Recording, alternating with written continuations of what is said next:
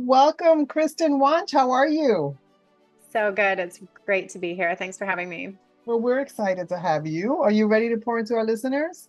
Yes, absolutely. All right, so Kristen, would you share your leadership journey and tell us what you're doing now? Yeah. Oh my goodness, where to begin? I think I was always a natural leader. Even when I was younger, my stepdad once told me, he's like, Kristen, you were never the kid that wanted to walk on the sidewalk. Like I was always beating to my own drum. I was constantly in trouble. I always had a different way of doing things, and I was just never following the rules. And when you're younger, that's a real problem, right? Like people want you to kind of fall in line and do the things that everyone else is doing. And I think as an entrepreneur and as a leader, it's actually the exact opposite that makes you successful. And so, my ability to really think differently and be bold and break the rules and, really as leaders, we create a reality that doesn't yet exist. And we have to be able to not just see that reality and have the vision for it, but be bold enough to move through it when everybody else is operating in a different paradigm. And so, I spent many years as a commodities trader. That was my corporate career. I spent many years climbing the corporate ladder. I was very successful. I was hustling. I was working my booty off. And I was also very stressed. I was living in fight or flight. And I didn't even realize it. Like I was just constantly emotionally dysregulated. And my journey now, fast forward many years later, I left the trading industry and I, started my journey as an entrepreneur. Oh my goodness, probably a decade ago now. And it has been the process, when I left trading, it was a very male dominated world. Like I was one of a handful of women in a sea of gray haired white men. And when I left trading, I knew deep down there was a part of me that knew I was meant to change the world for women. And I had no idea what that looked like. And I built a co-working space in New Zealand. I've had many businesses. I exited that. And it was only years later that it became clear that my work in the world, changing the world for women around money and finance and investing is really what I meant here to do. And it is such a unique space because so many women shy away from numbers and investing. Even the smartest women are head in the sand about what's happening to their money. And I think for me, like my work in the world is really not just empowering women around wealth and money, but changing the entire narrative of what money gets to be for us. And so, it's only been in the last couple of decades, really, or even the last few years, that women have really been celebrated for earning at high levels. And still, there's a lot to shift, right? Like, we're not totally there yet, but so few women are even having conversations about investing. They don't know their girlfriends are doing it. They don't know that all the men are doing it. They don't know that this is the only way to actually create freedom is to have an investment portfolio that generates income for you, regardless of whether you're working or whether you're sick, whether you're on mat leave, whether you're on vacation. And it's actually so much more simple than you think. And so the work that I now do is, teaching women to invest with a very insanely simple strategy and really breaking down a lot of the misconceptions and the barriers that exist in the industry that leave women feeling like this isn't possible for me. It's not my game. It's super confusing. I'm really overwhelmed. I don't know who to trust. And it's way more simple than you think. And so I think when women are financially empowered, it benefits everybody because it's not just about the money. It's about what that money allows you to create. Women are so generous. They want to impact their communities and their families and their friends and also in relationships, right? When a woman is with a man, and I've spoken at a lot of events and I've spoken to a lot of events that are a sea of like gray haired white men.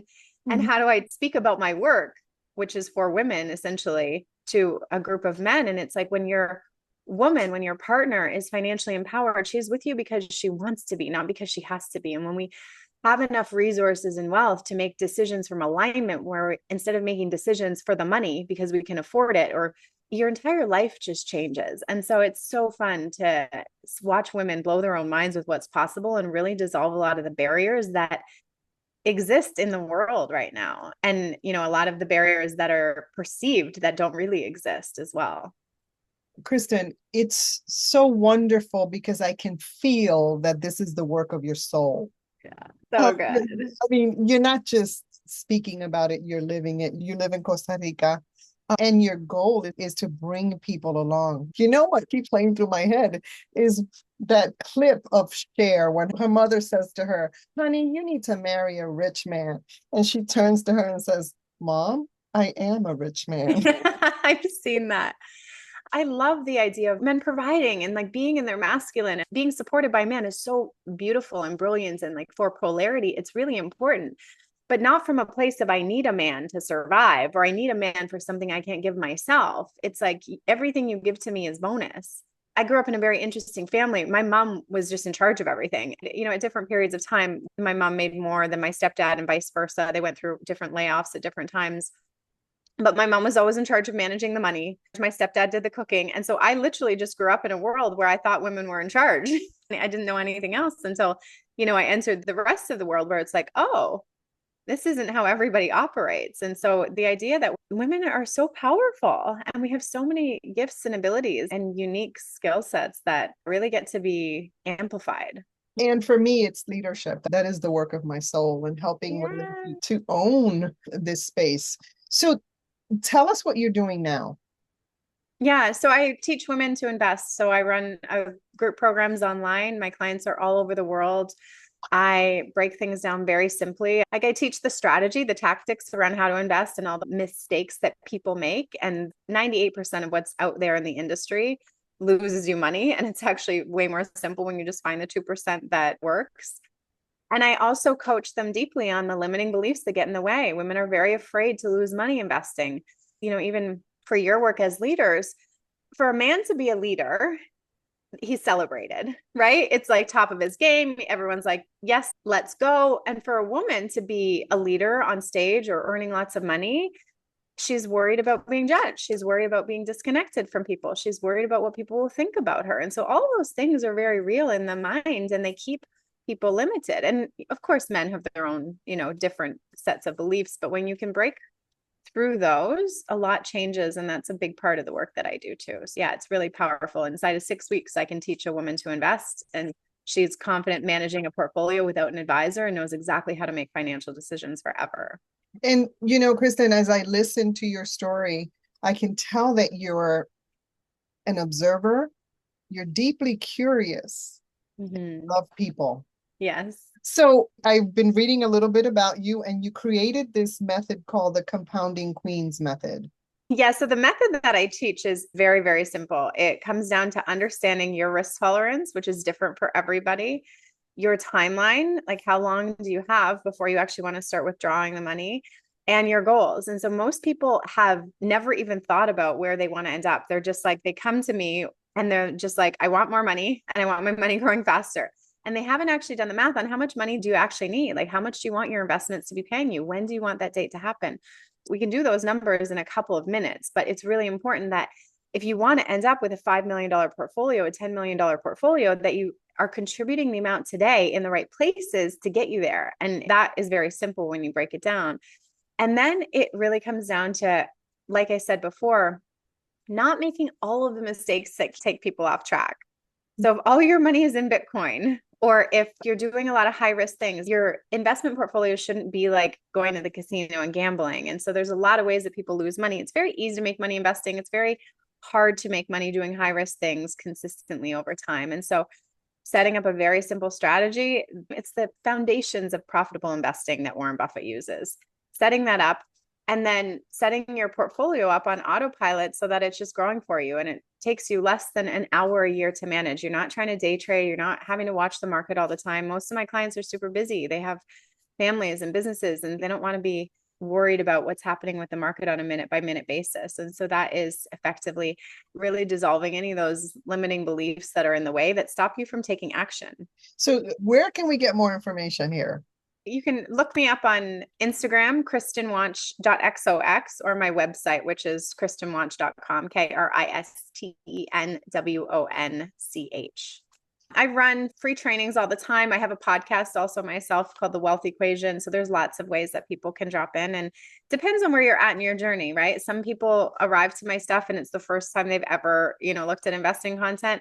Others are like, oh my gosh, my money's being managed by an advisor for years. I know my returns are just not where they should be. I know I want to, shift things now and I'm ready to go. And so it depends on, where you're at, but it's such powerful work when you dive in. Very important work. Thank you so much, Kristen. Now, as leaders, we face changes all the time. We face crisis. What has been the best crisis in your life and why? Well, I think most of the crises that have happened in my life have turned out to be some of the best things that have ever happened to me. And two come to mind. First of all, when I left trading, I was laid off, and it was, the layoff from my dream job, which was very startling in the moment. And I never would have changed anything about my life had that not been, wiped away. I could have easily gone back to the industry and gotten another job, but the lifestyle was killing me. It was a lot of whining and dining clients. I was making tons of money. I was spending all my money. I was drinking all the time because the job required it of me. And I never would have changed anything if I had just stayed in that paradigm. And so that was really a reckoning for me of like, okay, things are not working. You got to reevaluate everything. And that was my journey of becoming an entrepreneur after that. The same thing happened when COVID hit. And this was even more profound for my life. I say this, and this might trigger some people, but COVID was one of the best things that ever happened to me. And it has created this beautiful life. I now live in Costa Rica that I couldn't have even imagined. When I was living in New Zealand, when COVID hit, I was always doing coaching, but I was on the side. I was running a co-working space that, when you date the wrong person and you just like won't even admit it to yourself because like there's lots of things about it that are working, but he's not the right one. Well, that's what my business was. It was exhausting. I was working, 12, 14-hour days. I was hardly paying myself for so long, even though the business was making tons of money. We had huge overheads. And I had known for years that I was meant to do this work for women. And the business never really felt aligned to that. And so when COVID happened, it sort of forced my hand in a lot of ways to make decisions that I, again, wasn't making otherwise. And it just wiped everything clean. And I started coaching full time. It freed up so much space to build this program and the work that I'm doing. Like no one else is teaching women to invest in this way. And so the business has scaled very, very quickly. And because of everything that happened with COVID, I ended up leaving New Zealand, which was also deeply aligned for me. And I ended up in Costa Rica through all of those pieces. So that was a crisis. It wasn't easy.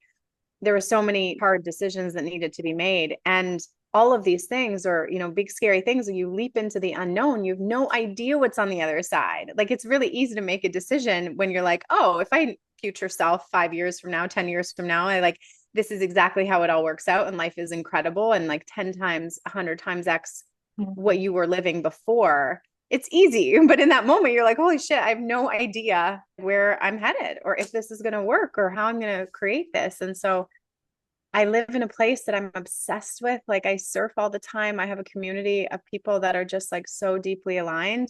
And that would not have happened if COVID had not been there. And I didn't have those insanely stressful times. Like when I was in a community of insanely successful entrepreneurs at that time, and no one had ever seen anything like it. And people that had been in business for 20, 30 years watched their businesses collapse overnight. And yeah, it was a scary, scary time. But one of the beliefs that I always hold and why I was able to navigate that really powerfully was I'm the kind of person that can figure out anything.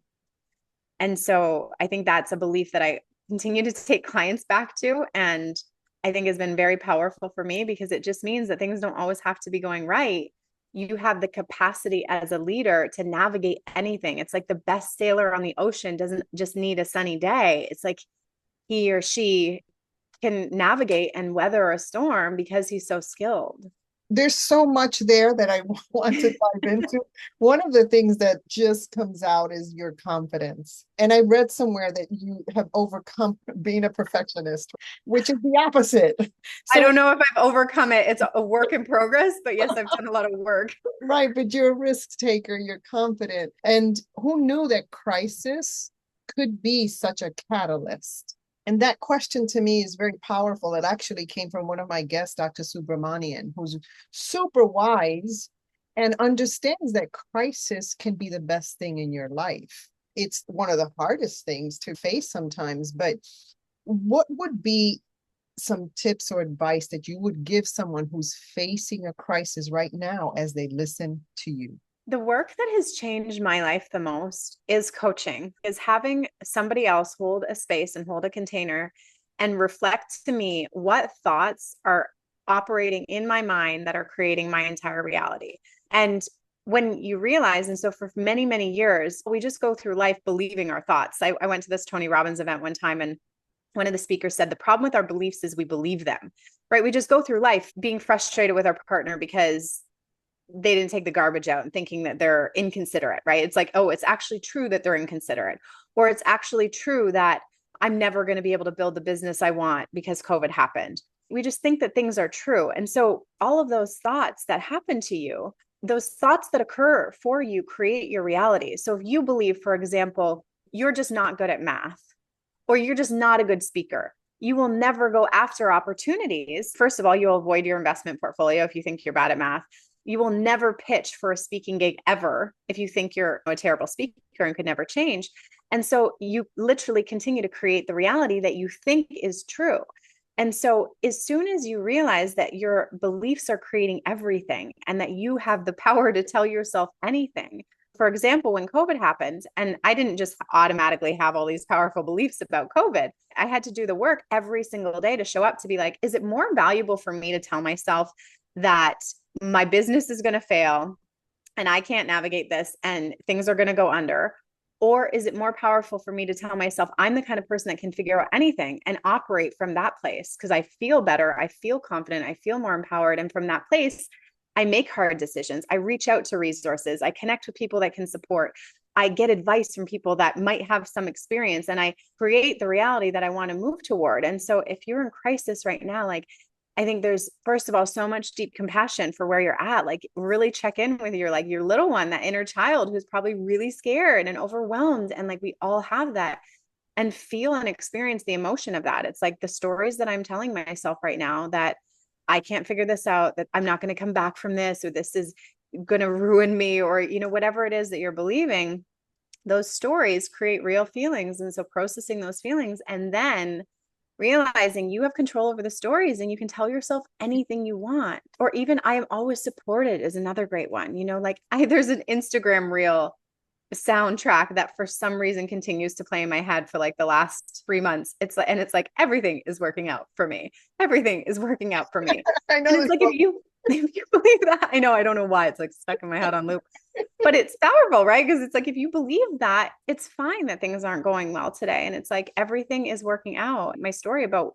where I landed after COVID, had I not had that crisis, I would have just kept living the same life and I would be a fraction of the human that I am today. So we have to trust. A belief is just a thing that you keep thinking, right? So if Yeah. we just shift that, if we understand this and we just start to think differently, then your belief starts to shift as well. Here's the other thing: be compassionate with yourself, love yourself, be patient, because it's not going to happen overnight. But having the support is key there. So thank Yeah. you so much for that. Yeah. And some of them can shift in a moment, but some of them do take work. It's like building a muscle, going to the gym. I think one of the biggest challenges with shifting your beliefs is really the first step of taking ownership of I'm in control of my thoughts. And that can be confronting, right? Because it's so much easier to blame your partner, right? It's like my partner is inconsiderate. Like that's just true. Instead of owning the fact that the reason things are tense right now is because I'm telling myself that my partner is inconsiderate.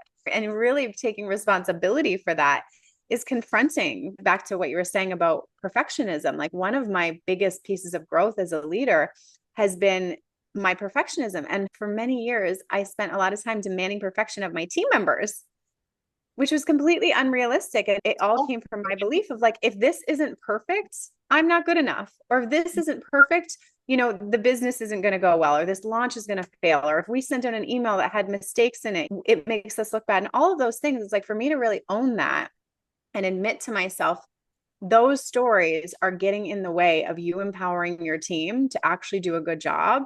It's hard because it's so much easier for me to be like, you screwed up, you made a mistake. And that has been some of my deepest works. I think we all have those pieces. It's like taking ownership and responsibility for your thoughts, creating things. So many great nuggets. Thank you. Now, as someone committed to continuous learning, Kristen, what are you learning right now? You know what? I have been deep down an AI rabbit hole.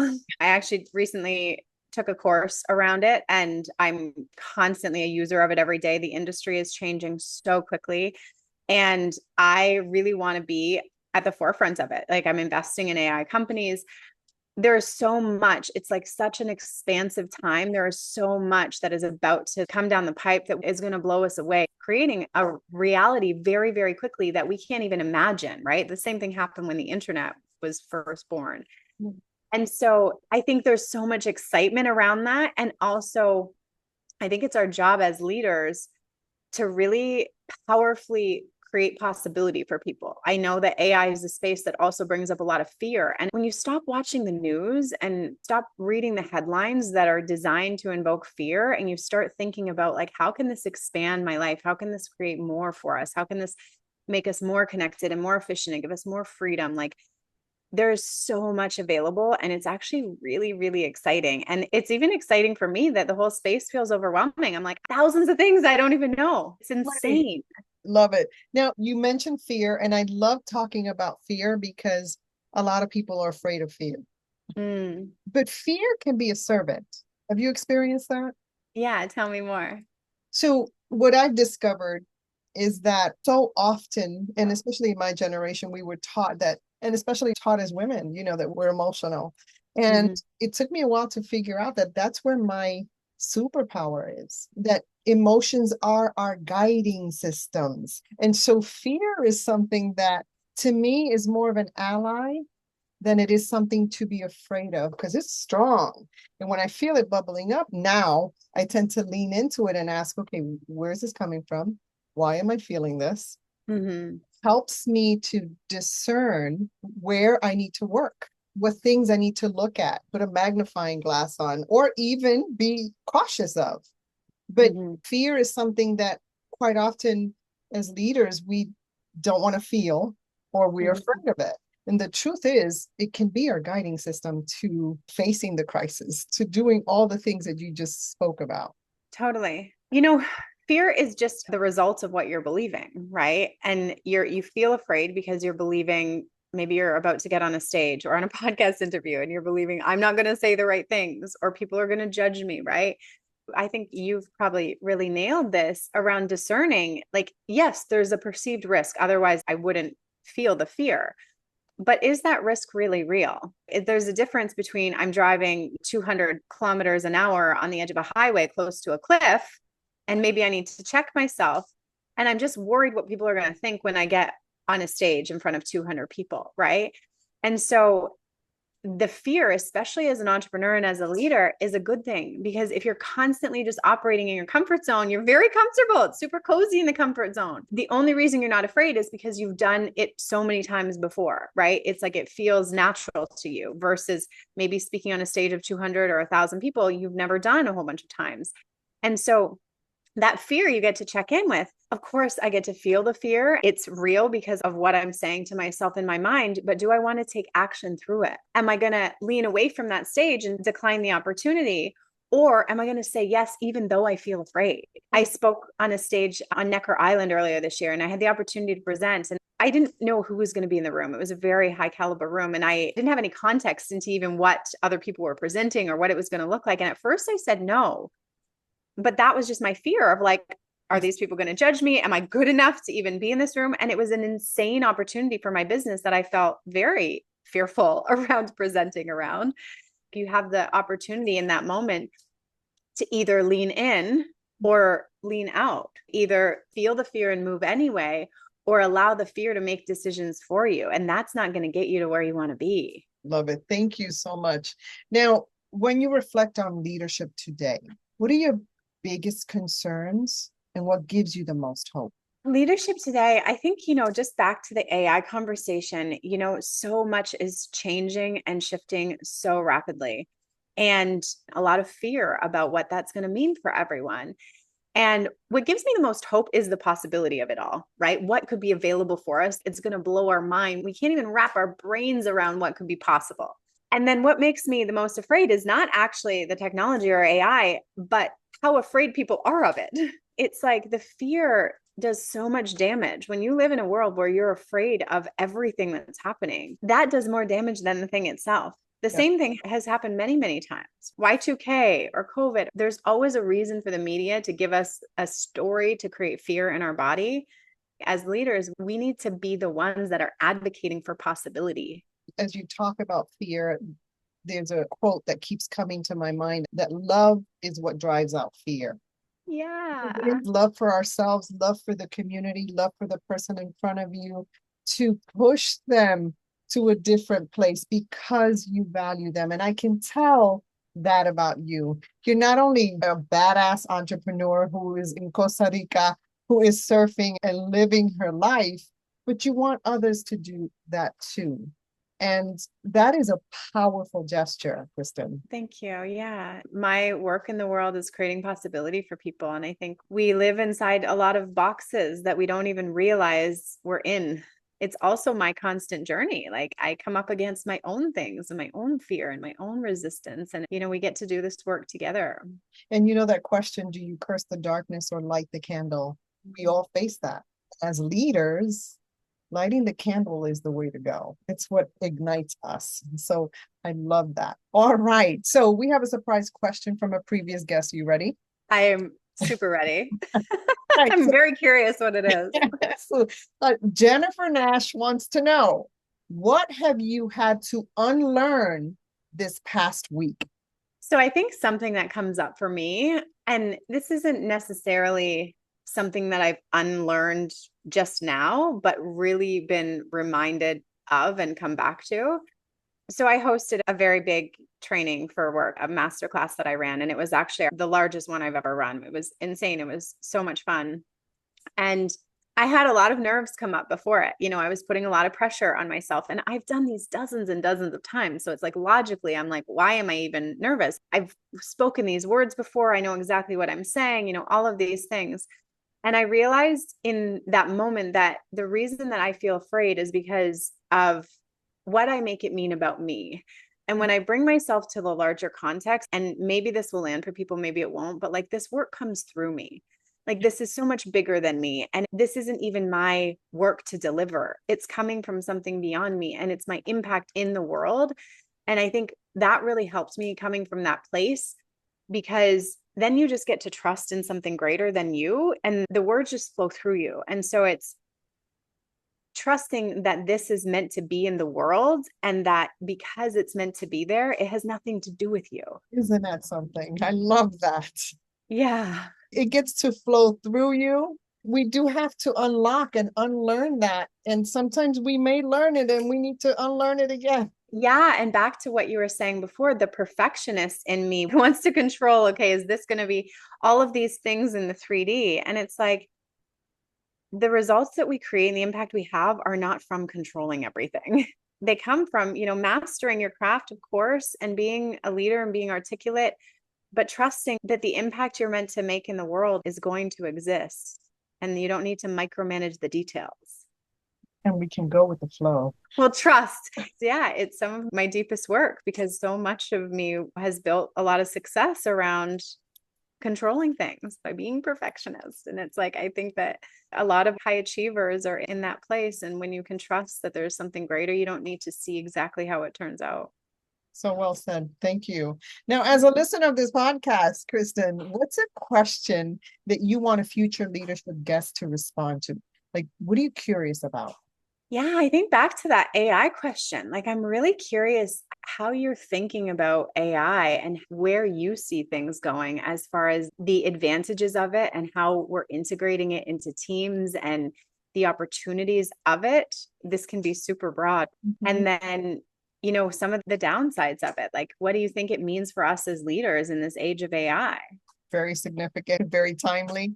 All right. So is there anything else you want to share with our audience before we wrap up? One of the beliefs that I have always held for myself and my clients, I just want you to know that anything is possible. Anything is possible for you. Like, truly, anything is available. And when you operate from that belief, life really shows up for you. Wise words, a great way to end our conversation. Thank you so much for adding value to me and to our listeners, Kristen. It's been great. Thank you so much for having me, and thank you for doing this work. It's such an important conversation and an important audience of listeners for us to really come together and do this together. So thank you for what you've created.